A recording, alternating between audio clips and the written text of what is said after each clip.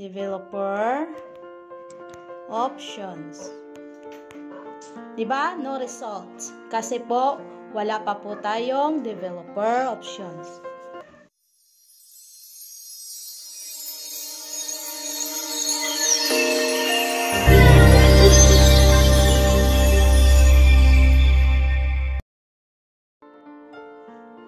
Hi guys! Welcome back to my channel. Guys, ginawa ko po itong video ito kasi po may nag-comment po sa latest video ko po kung bakit po wala po siyang developer option. Kaya po, ituro ko po kung saan po natin makuha yung developer option. Paano po tayo magkaroon ng developer option.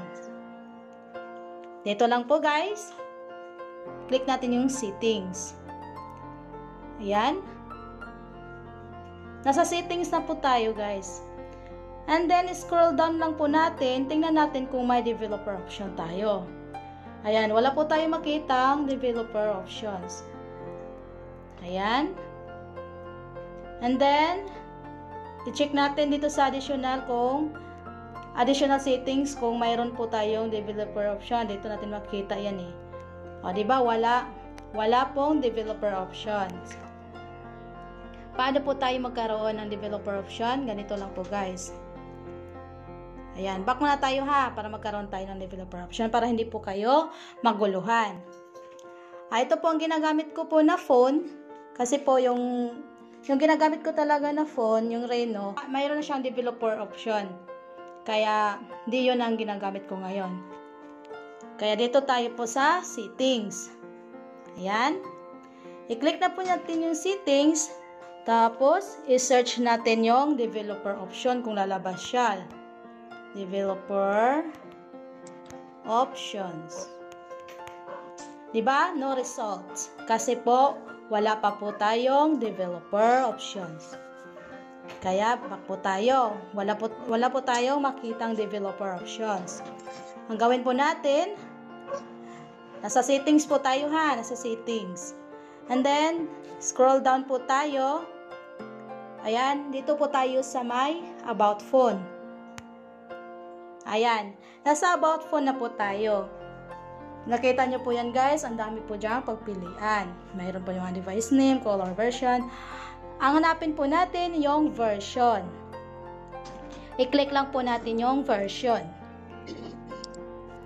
Then makita po natin dito sa version, may nakalagay po dyan build number, baseband version, kernel version, hardware version. I-click po natin itong build number mga 7 times. Okay? 7 times po natin i-click itong build number para magkaroon tayo ng developer options. 1, 2, 3, 4, 5, 6, 7. O yan. You are now in developer mode. Ayan guys, magkaroon na po tayo ng developer options. Back po tayo. Ayan, back na po tayo. I-check po natin dito sa settings. I-check natin ulit yung settings. Ayan.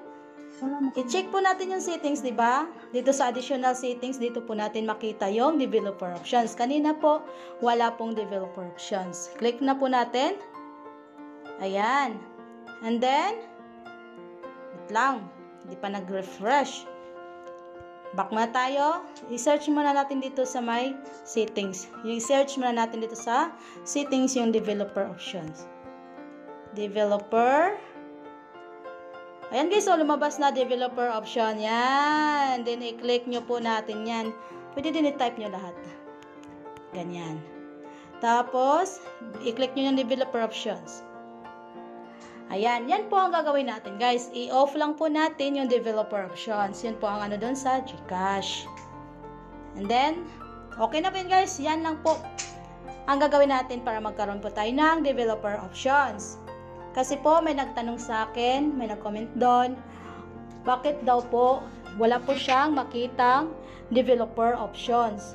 Wala daw developer options yung settings niya. Ayan guys, okay na po siya guys. Ayan. O diba? Check na natin ulit yung Yung additional settings kung andito makita ba natin. Ayun o, nag-refresh na siya. Makita na po natin dito, may developer options na po tayo. Ay, ito po kasi guys, hindi ko po siya ino-off kasi po, wala naman tong Gcash tong phone na tong gamit ko. Wala tong Gcash. Kaya pwede lang siya, hindi ko i-off. Yan. Ganun lang po, kabilis po ang paghanap po ng developer option para po mahanap nyo po agad yung developer options. Yun lang po, settings. Ganun lang po, settings. And then, punta lang po tayo, ibalik po natin. Settings, about phone. Ganun lang po. And then, dito po tayo sa version.